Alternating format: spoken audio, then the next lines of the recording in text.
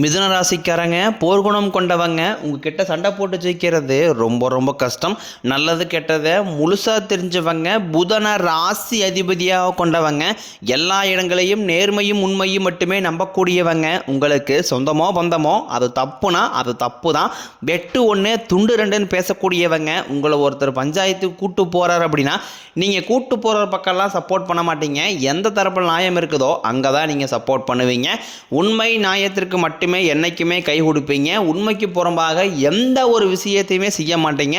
இதனால தான் உங்களுக்கு நிறைய கஷ்டங்களும் துன்பங்களும் அதிகமாகவே ஏற்பட்டுக்கிட்டு இருக்கு. தங்களுடைய கஷ்டத்தையும் கண்ணீரையும் கடுகளவு கூட மற்றவங்களுக்கு தெரியாமல் பார்த்துக்குவாங்க. இதனால் பார்க்குறவங்க எல்லாருமே மிதுன ராசியா இவங்களுக்கு என்னப்பா சூப்பராக இருக்கிறாங்க, இவங்களுக்கு என்ன குறைச்சல் அப்படின்னு தான் நினச்சிட்டு இருக்கிறாங்க. ஆனால் சாப்பாட்டுக்கு கூட கஷ்டப்படுறது உங்களுக்கு மட்டும்தான் தெரியும். கஷ்ட காலத்தில் திரும்பி பார்க்க கூட ஆள் கிடையாது. ஏதோ தட்டு மாதிரி எந்திரிச்சு நிற்கிறப்போ உங்களை குறை சொல்கிறதுக்குனே நிறைய பேர் தேடி வருவாங்க. உங்கள் சொந்தக்காரங்க நண்பர்களுக்கு ஒரு தேவை இருக்குதுன்னா மட்டும்தான் உங்ககிட்ட வருவாங்க. அந்த தேவை முடிஞ்ச உடனே உங்களை தூக்கி போட்டுருவாங்க. மறுபடியும் அவங்க உங்ககிட்ட உதவின்னு கேட்பாங்க. அவங்க உங்களுக்கு முன்னாடி பண்ண துரோகத்தை எல்லாமே மறந்துட்டு மீண்டும் அவங்களுக்காக உதவி செஞ்சு ஏமாறக்கூடியவங்க தான் நீங்கள். வாழ்க்கையில் எப்படியாவது முன்னேறிடணும் அப்படிங்கிறக்காக தினம் தினம் கஷ்டப்பட்டு உழைக்கிறவங்க தான் நீங்கள். கடந்த காலகட்டங்களில் தங்களுடைய வாழ்க்கையில் நீங்கள் நல்லது நடக்க போகுதுன்னு நினச்சிட்டு இருந்திருப்பீங்க. ஆனால் உங்களுக்கு இந்த விரையச்சனி மூலமாக நிறைய கஷ்டங்களும் துன்பங்களும் ஏமாற்றங்களும் பிரச்சனைகளும் மட்டுமே அதிகமாகவே உங்கள் வாழ்க்கையில் ஏற்பட்டு இருந்திருக்கும். மிதுன ராசிக்காரங்க சொந்த பந்தத்தை இழந்தாங்க, சொத்துக்களை இழந்தாங்க, தங்களுக்கு நெருக்கமாக இருக்கக்கூடிய உறவுகளையுமே இழந்தாங்க. கடைசியாக நான் மட்டும்தான் எல்லாத்தையுமே இழந்துட்டு நிற்கிறதா இருக்குது, எனக்கு உயிர் வாழவே பிடிக்கலன்னு சொல்லிக்கிட்டு இருக்காங்க.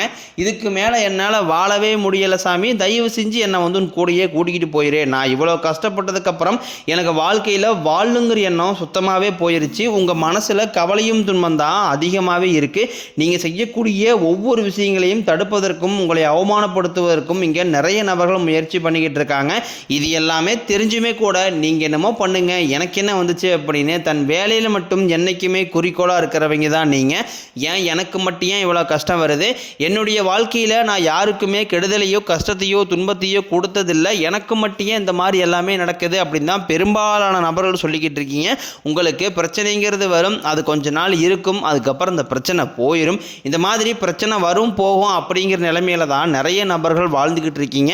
நீங்கள் என்ன தான் பிரச்சனையை தவிர்த்தாலும் ஏதாவது ஒரு சூழ்நிலையில் உங்களை நோக்கி பிரச்சனையும் கஷ்டமும் வந்துக்கிட்டு தான் இருக்குது. ஆனால் இனி வரக்கூடிய நாட்களில் உங்களுக்கு இன்பத்தையும் மகிழ்ச்சியும் மட்டுமே தரக்கூடிய ஒரு காலகட்டமாகவே அமைஞ்சிருக்குது. இது நாள் வரைக்கும் நடந்த கெட்ட விஷயத்தை எல்லாமே விட்டுருங்க. இனி வரக்கூடிய நாட்களில் உங்களுக்கு எப்படிப்பட்ட நன்மைகள் நடக்கப் போகுது அப்படிங்கிறத அந்த பதிவில் நம்ம முழுசாக பார்க்க போகிறோம். இந்த 2025 கிட்டத்தட்ட 11 மாதங்களும் முடிஞ்சு 12வது மாதத்தில் நம்ம இருக்கோம். 12வது மாதத்தில் முதல் 15 நாட்களை விட்டுருங்க. டிசம்பர் மாதத்தில் அடுத்து கடைசி 15 நாட்கள் அப்படிங்கிறதுலேருந்து தொடக்கத்துலேருந்து உங்களுக்கு 2026 அப்படிங்கிறது நல்ல ஒரு தொடக்க காலகட்டம் அப்படிங்கிறத ஆரம்பிக்க போகுது. எல்லாருமே பார்த்தீங்கன்னா இந்த 2025 விட 2026 எப்படி வரப்போகுது, இதோட அது மோசமாக வந்துருமா, இல்லை ஒரு மாற்றம் வருமா, ஏதாவது புதிய தொடக்கம் இருக்குமா அப்படின்னு ஒரு ஆவலோடய எதிர்பார்த்துட்டு இருக்கீங்க. உங்களுக்கு இந்த டிசம்பர் மாதம் 15ஆம் தேதிக்கு பிறகு பார்த்தீங்கன்னா உங்களுக்கு சனியுடைய வக்கர நிவர்த்தியும் குருவுடைய வக்கர பயிற்சியும் சுக்கிர பயிற்சி 5 வருடங்களுடைய சேர்க்கை எல்லாமே இந்த டிசம்பர் மாதத்துலேருந்து ஆரம்பிக்கிறதுனால அடுத்து வரக்கூடிய 2026 தொடக்கம் அப்படிங்கிறது உங்களுக்கு நல்ல ஒரு முன்னேற்றத்தை தரக்கூடிய ஒரு ஆண்டாகவே பார்க்கப்படுது. முதலாவதாக உங்களுக்கு சனியுடைய வக்கர நிவர்த்தி. அது என்ன சனியுடைய வக்கர நிவர்த்தி நிறைய பேர் கேட்பீங்க. இத்தனை நாட்களாக மைனஸாக மட்டுமே செயல்பட்டு கொண்டிருந்த சனி பகவான் இனி வரக்கூடிய ஒரு 6 மாதங்களுக்கு முழுவதுமாகவே உங்களுக்கு ப்ளஸ்ஸாக மட்டுமே செயல்பட போகிறார். இதன் மூலமாக பார்த்தீங்கன்னா உங்களுக்கு நல்ல ஒரு தொடக்கம் அப்படிங்கிறது இந்த 2026 காலகட்டத்தில் சனி பகவான் மூலமாக ஏற்பட போகுது. அது மட்டும் இல்லாமல் சனி பகவான் பார்த்தீங்கன்னா குருவுடைய ராசியில் சஞ்சாரம் பண்ணுறாரு. இதன் மூலமாக நல்ல ஒரு பொருளாதார நிலையும் கூட பார்த்தீங்கன்னா சனி பகவான் மூலமாக உங்களுக்கு ஏற்பட போகுது. அடுத்தாக பார்த்தீங்கன்னா குருவுடைய வக்கர நிவர்த்தி உங்களுடைய ராசியில் 8ஆம் இடத்துலேருந்து 5ஆம் இடத்தை குரு பகவான் பார்க்கறதுனால ஒட்டுமொத்த குரு பயிற்சி பலன்களும் வரக்கூடிய இந்த 2026 தொடக்கத்திலிருந்து உங்களுக்கு முழுமையாக கிடைக்க போகுது. இதன் மூலமாக 2026ஆம் ஆண்டு பார்த்தீங்கன்னா உங்களுக்கு நல்ல ஒரு பொருளாதார நிலையை தரக்கூடிய ஒரு ஆண்டாகவே பார்க்கப்படுது. அதுக்கடுத்து பார்த்தீங்கன்னா சுக்கிர பயிற்சி பொறுத்த வரைக்கும் இது பொது பலன்களாகவே பார்க்கப்பட்டாலும் சுக்கிர பகவான் பார்த்தீங்கன்னா ரிஷபராசி வீட்டிலேருந்து உங்களுடைய மிதுன ராசி வீட்டுக்கு தான் சஞ்சாரம் பண்ணுறாரு. இதன் மூலமாக ஒட்டுமொத்த சுக்கிர பயிற்சி பலன்களும் உங்களுக்கு முழுமையாக கிடைக்க போகுது. ஒருத்தன் வாழ்க்கையில் கொடிகட்டி பறக்கிறானா அவனை பார்க்குறவங்க எல்லாருமே அவனுக்கு என்னப்பா சுக்கிரன் உச்சத்திற்கான்னு சொல்லுவாங்க. அந்த அளவுக்கு உச்சத்திற்கு போகக்கூடிய வாய்ப்பு பார்த்தீங்கன்னா உங்களுக்கு 2026 2026 அதிகமாகவே உள்ளது. கடந்த காலகட்டங்களில் நல்ல ஒரு வேலைங்கிறது கிடைச்சிருக்காது.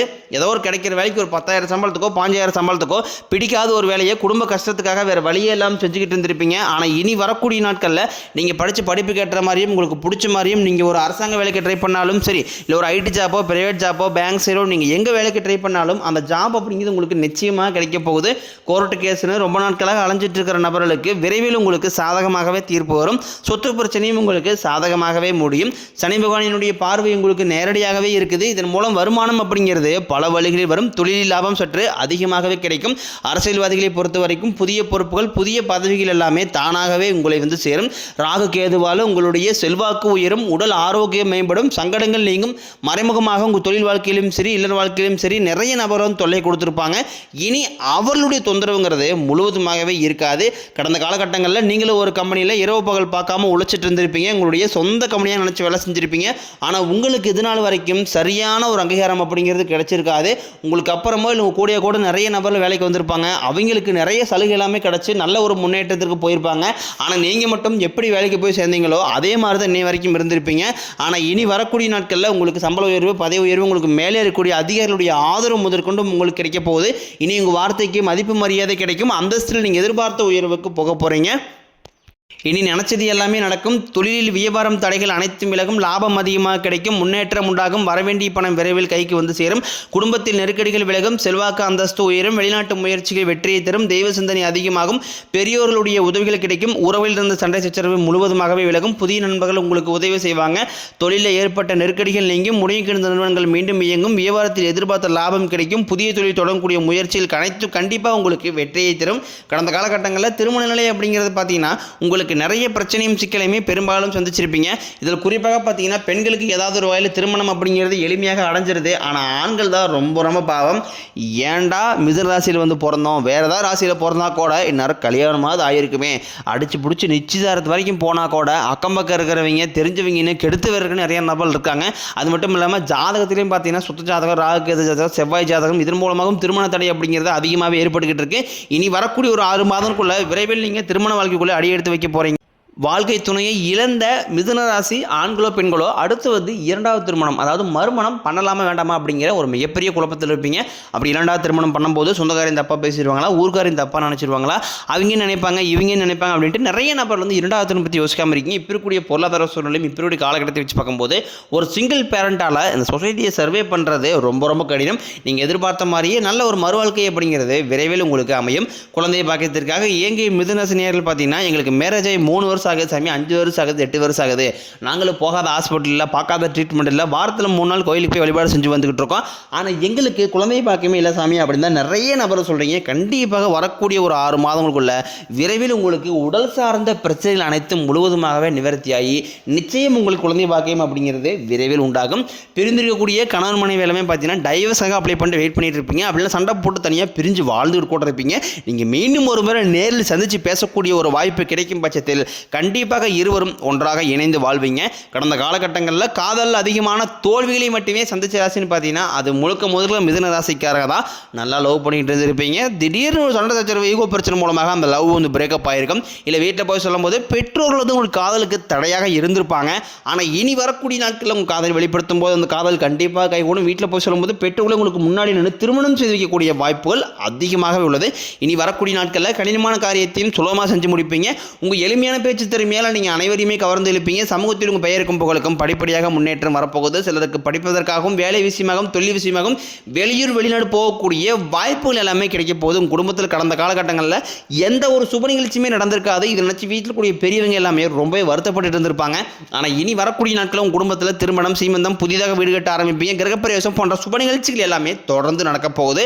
மிதுன ராசியை பொறுத்த வரைக்கும் நீங்கள் ஆண்களோ பெண்களோ அரசு வேலையோ தனியார் வேலையோ கூலி வேலையோ நீங்கள் எதிர்பாராத வருமானம் அப்படிங்கிறது உங்களுக்கு இரட்டை மடங்காக கிடைக்க போகுது. சேமிப்பு அப்படிங்கிறது பல மடங்காக உயரப்போகுது.